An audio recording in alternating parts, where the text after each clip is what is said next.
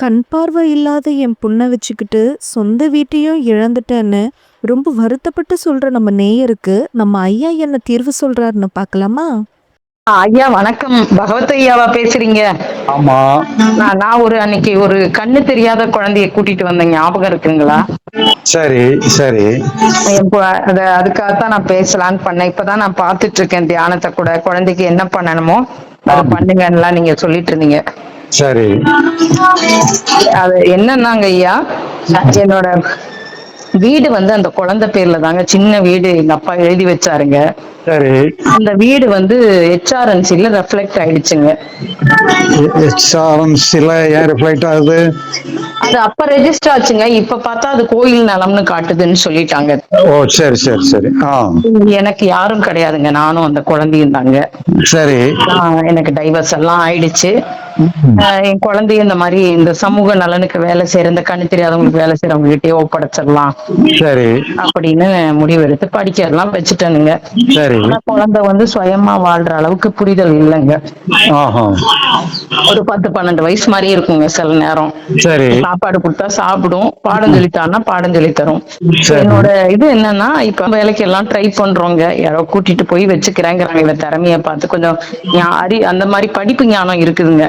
2 பேருமே கூட்டின்னு போறேன்னு ஒருத்தவங்க ஒத்துக்கிட்டாங்க. அவங்களே ஃபைல் பண்ணிருக்காங்க, எந்த எதிர்பார்ப்பும் இல்லாம. பணமும் நம்ம கிட்ட இல்ல, இந்த அரசாங்கத்திலயும் நமக்கு எந்த வேலையும் கிடைக்கல.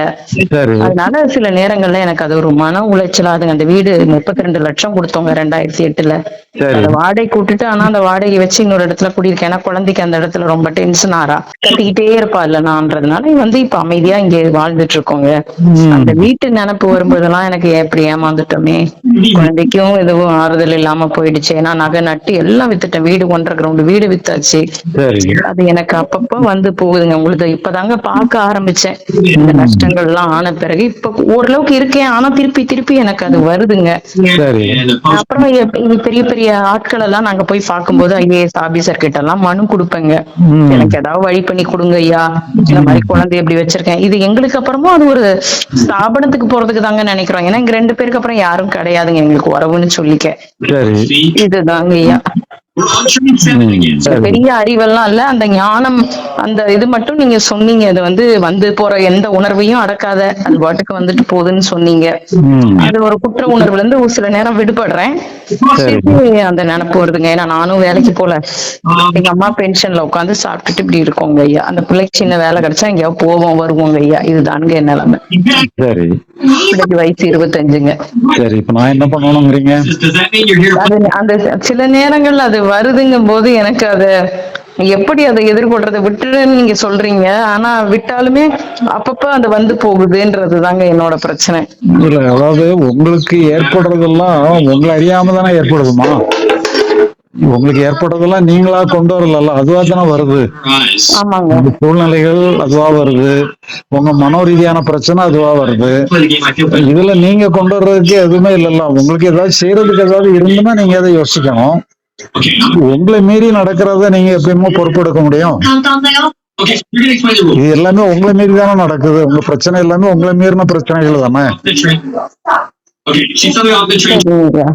உங்க மீதிய பிரச்சனைகள்லாம் அது இயற்கைன்ட்டு எடுத்துக்கிடுங்க. உங்களுக்கு என்னென்ன ஏற்பட்டாலும் இயற்கைன்ட்டு எடுத்துக்கிடுங்க. நீங்களா செய்யறத மட்டும் உங்க கையில இருக்கு, அதை மட்டும் நல்லதா செய்யுங்க. நீங்களா என்ன முடியுமோ அதை நல்லதா செய்யுங்க. உங்களுக்கு ஏற்படக்கூடிய சூழ்நிலைகள் எல்லாம் உங்களை மீறி தானே நடக்கும். உங்களை மீறி சூழ்நிலைகள் எல்லாமே இயற்கைன்ட்டு எடுத்துக்கிடுங்க. இறைவன் கொடுத்த அம்சம்ட்டு எடுத்துக்கிடுங்க. உங்களுக்கு ஏதோ நல்ல வழிகாட்டுறதுக்காக அந்த சூழ்நிலை அமைக்கப்பட்டிருக்குன்னு எடுத்துக்கிடுங்க. உங்களுக்கு அமைக்கப்பட்ட சூழ்நிலைகள் மனோ ரீதியா இருந்தாலும் சரி, செயல் ரீதியா இருந்தாலும் சரி, உங்களுக்கு அமைக்கப்பட்ட சூழ்நிலைகள் எல்லாமே இயற்கையாகவும் ஏதோ நல்ல நோக்கத்துக்காகவும் இறைவனால் அமைக்கப்பட்டதுன்னு எடுத்துக்கிடுங்க. எடுத்துக்கிட்டு நீங்க என்ன செய்யணுமோ, நீங்க செய்யறத மட்டும் அதுக்காக என்ன வேணாலும் செய்யலாம்னு செய்யக்கூடாது. நீங்க என்ன செய்யணுமோ அதை மட்டும் செய்யுங்க. உங்களால என்ன முடியுமோ அதை நீங்க நல்லா திட்டமிட்டு நல்லதா செய்யுங்க. உங்களுக்கு என்னென்னலாம் நடக்குதோ அது நீங்க பொறுப்பு இல்லல்லம்மா. உங்களுக்கு என்னெல்லாமோ நடக்குது, உங்களுக்கு பிடித்தமானதும் நடக்கலாம், பிடித்தம் இல்லாததும் நடக்கலாம். இதுக்கெல்லாம் நீங்க காரணம் இல்லல்லம்மா. நீங்க ஏதாவது காரணமா இருந்ததுன்னா அதை நிவர்த்தி பண்ணலாம். இப்ப உங்க தப்புனால ஏதோ ஒண்ணு நடந்துன்னு வச்சுடுங்களேன், அது நீங்க நிவர்த்தி பண்றதுக்கு என்ன உண்டோ அதை பண்ணுங்க. உங்களை மீறி நடந்ததுக்கு நீங்க என்னமா பொறுப்பாக முடியும்? நீங்க உங்களை மீறி நடந்ததுக்கு நீங்க பொறுப்பு எடுக்காதுங்க. நீங்க என்னது உங்களை மீறி நடந்ததுக்கெல்லாம் நீங்க பொறுப்பெடுத்துலாம் வருத்தப்படுறீங்க. உங்களை மீறி நடந்ததெல்லாம் இறைவனுடைய செயல்ன்ட்டு எடுத்துக்கிடுங்க. இயற்கையினுடைய செயல் இறைவனுடைய செயல் எடுத்துக்கிடுங்க. அதுக்கு எதுக்குமே நீங்க பொறுப்பு எடுக்காதுங்க. சரி. என்ன அந்த வீட்டு பிரச்சனை வரும்போது இது இறைவனோட செயல் வந்திருக்கு. இப்போ உங்களால ஏதாவது முடியும்னா அதுல இருந்து ஏதாவது காப்பாத்துறதுக்கு வழி இருக்குன்னா நீங்க அதுக்கு முயற்சி பண்ணுங்க. இப்போ உங்களால உங்களால காப்பாத்துறதுக்கு ஒண்ணும் முடியலன்னு சொன்னா இப்போ எப்படி ஓடுதோ அப்படி ஓடட்டும். இப்ப முடிஞ்ச அளவு இப்போ ஒன்னும் யாருமே உங்களை வந்து அதை ஒப்படைக்க சொல்லல. இல்லைங்க, அது ஒரு சின்ன அபார்ட்மெண்ட், அங்க எல்லாரும் அவங்க குடி இருந்துட்டு இருக்காங்க. எனக்கு வந்து குழந்தைய ஒரு முதியோர் இல்லம் சேர்க்கறதுக்கான விஷயங்களுக்கு நான் பாத்துட்டு இருக்கேங்க. உங்களால என்ன முடியுமோ அதை செய்யுங்க. எல்லார்கிட்டயும் போய் மனு கொடுக்குறேங்க, இப்படி எனக்கு ஒண்ணு இருக்குங்க, இது எங்களுக்கு அப்புறமும் ஒரு ஸ்தாபனத்துக்கு போக வேண்டியதுங்க, இதுக்கு ஏதாவது முடிஞ்சா உதவி செய்யுங்கன்னு மனு மட்டும் கொடுக்குறேங்க ஐயா.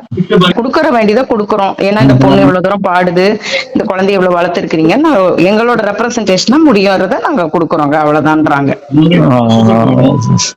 சூழல் இப்படி இருக்கு. அந்த சூழ்நிலை நீங்க மனப்பூர்வமா ஏற்றுக்கிட்டீங்கன்னு சொன்னாலே நீங்க மனசளவுல நல்லா ஆயிருவீங்க. இப்ப அதெல்லாம் உங்க சூழ்நிலையை நீங்க ஏற்றுக்கிடாதனால மனசளவுலயும் நீங்க நல்லா இல்ல. அதனால நீங்க மனசளவுல நல்லா இருக்கணும்னா உங்க சூழ்நிலையை மனப்பூர்வமா ஏற்றுக்கிடுங்க. ஏற்றுக்கிட்டு நீங்க என்ன முடியுமோ அதை மட்டும் செய்யுங்க. மனசளவுல எதுக்குமே போராடாதுங்க. உங்களுக்கு ஏற்பட்ட சூழ்நிலை உங்களுக்கு விரோதமான சூழ்நிலையா இருக்கலாம், அது மனசளவுல மனப்பூர்வமா ஏற்றுக்கிடுங்க. சரிம்மா, சரி. தொடர்ந்து இது போன்ற ஆன்மீக தேடல் மற்றும் வாழ்வியல் உண்மைகளை தெரிந்து கொள்ள ஐயாஸ் அகவல் சேனலை சப்ஸ்கிரைப் செய்யுங்கள்.